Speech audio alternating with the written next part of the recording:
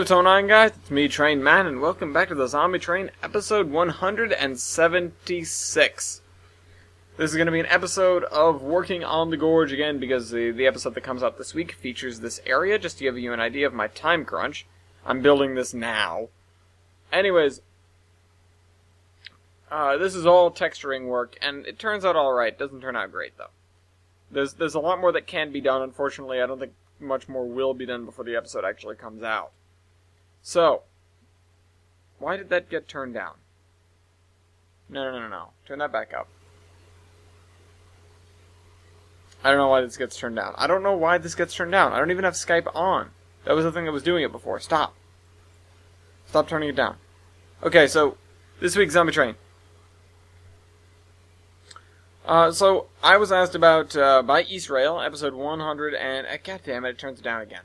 On episode 174, I was asked about, South Florida and the Keys. Now, the Keys, I believe I mentioned once offhandedly that they blew out the bridge, and that, a lot of bridge destruction happened. It was kind of common procedure in quite a few cases, because it was an easy way to isolate something if you already had an island that had one bridge to it. You had everybody you want over the bridge, and then you blow up the bridge, and then you no longer have a bridge. You know, you don't have a choke point anymore. You know, you don't have any point at all. Nobody's going to come to you. More importantly, zombies aren't going to come to you. And, you know, that's the most important thing. That's the thing that you're really hoping for, that you're trying to get the hell away from in the first place. No, I don't want to go to this channel as him. I want to go to this channel as me. So, I never went there.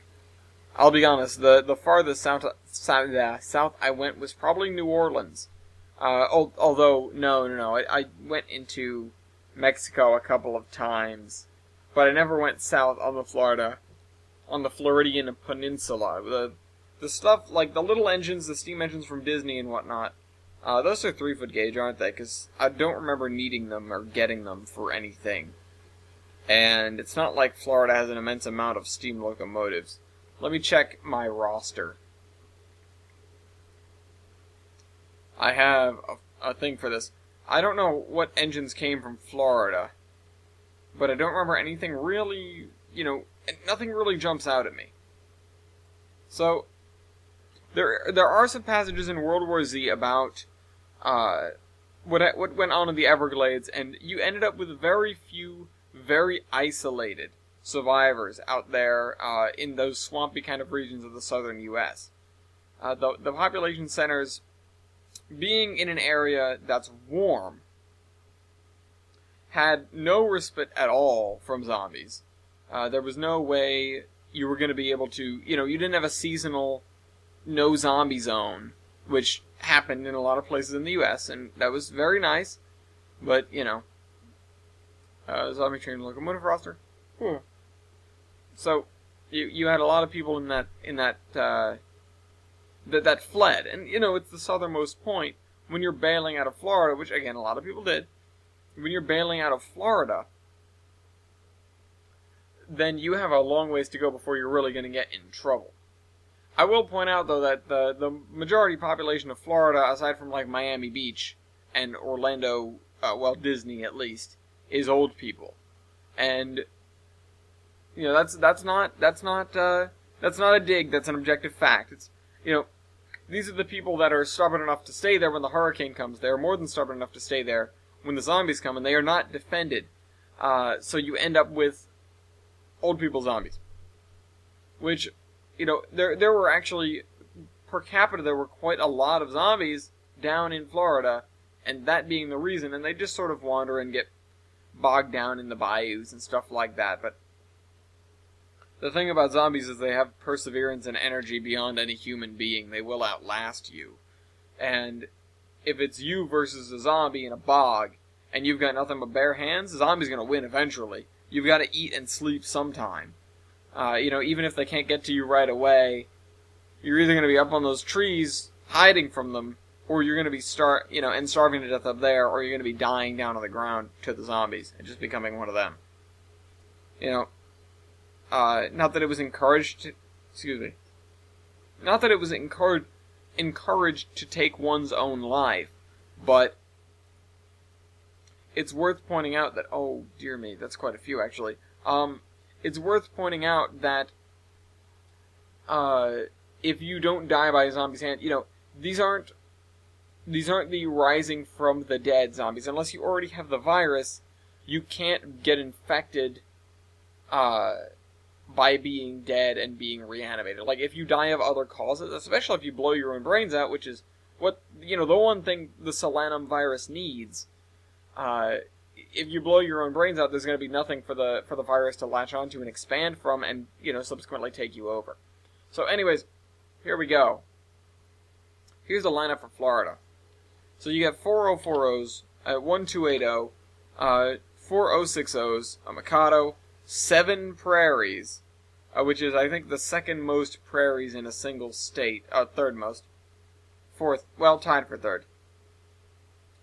Second most prairies in a single state. 2 10-wheelers, 3 Pacifics, 2 Moguls, 2 Americans, an 080, an 042, a 242, and a 240. So that's a bunch of random little ones, but, that's a lot of prairies. That's a handful of Pacifics and a Mikado, so those are high-price items. And a consolidation as well.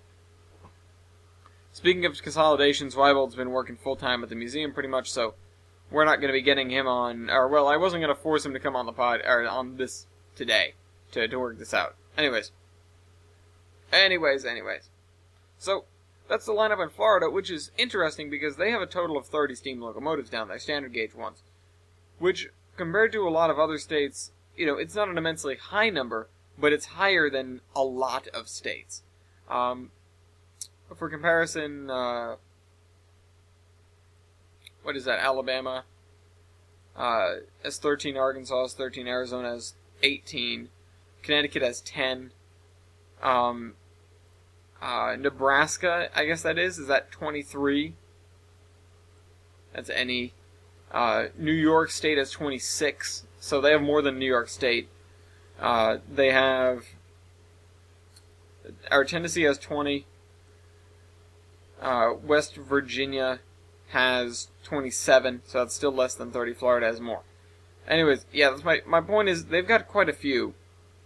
Maine has 5. This is Minnesota, has 11. Indiana has 20. Kentucky has 10. I'm getting sidetracked here reading off all these numbers. Rhode Island has 0. I actually have that written down as a sad face. But anyways. So, yeah, there wasn't a lot down there just after, because people either bailed out, the people that could bailed the hell out. You had the Keys, which turned into fairly wealthy settlements because they were one of a few places, in the Caribbean that were very close to land. They were very close to land, but they were in the position to receive ships. And they managed to get themselves fairly well defended because the only people that actually went out there were people that, knew what they were trying to do. And I'm pretty sure the islands fell out of and then into the hands of the eventual, what was it? It was the Key something. I think it was like the Key Coalition, but that may just be me coming up with weird names. It was definitely the Keys something, or the Key something. Keys Union? The United Keys? I don't know. Whatever. It was, they had their group, and they were sticking to it. So, wait, is this crashing? That's no good. Is this crashing? That's fine. This is crashing. I'm gonna go over time, because that's crashing. Anyways. So, the Keys managed to establish themselves as more or less of a port. Let me look something up real quick, because I'm not sure of anything much. What is going on right now? Skype is apparently taking up 40% of my CPU. It's not even alive. Go away. Alright, there, it's gone. Now leave that for something else. So let me boot up Earth right now. And let me look at these. Let me look at the keys, so I can refresh my memory a little bit, so to speak. Now, again, I didn't go down there. The pigskin pimps, they headed down to the keys. I never knew if they made it. I lost contact with them, and they sort of dropped off the face of, well, everything. They went away. So I have no idea if they survived or if they didn't. I would like to think that they did, because they were a really great bunch of guys.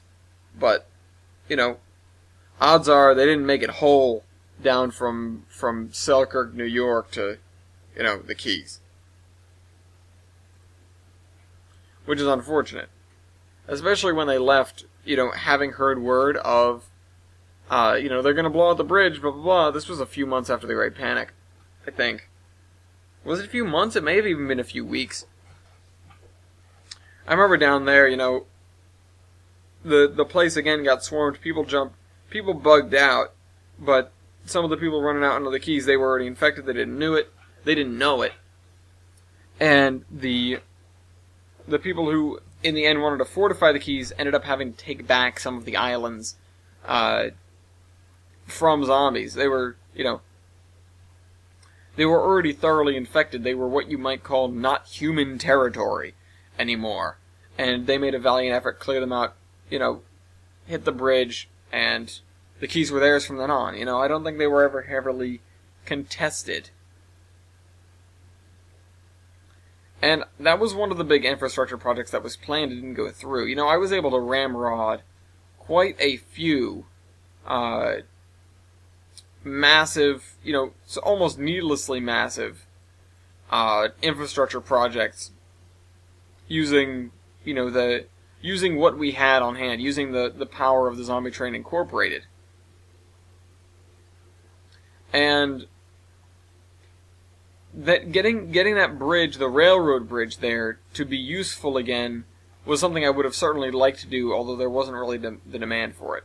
You know, it is worth pointing out that Key West and the area, it's not, as far as I can understand, it's not an immensely deep shipping area. You know, they have cruises and whatnot, I believe. No, did the cruise leave from the Keys ever?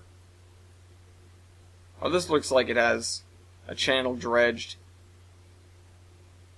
Now, I'm not seeing anything here that indicates very heavy shipping.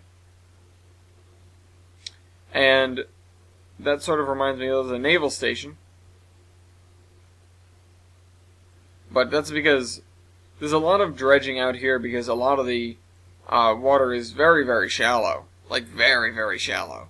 And, you know, you need that to get any size of craft, any size of watercraft in.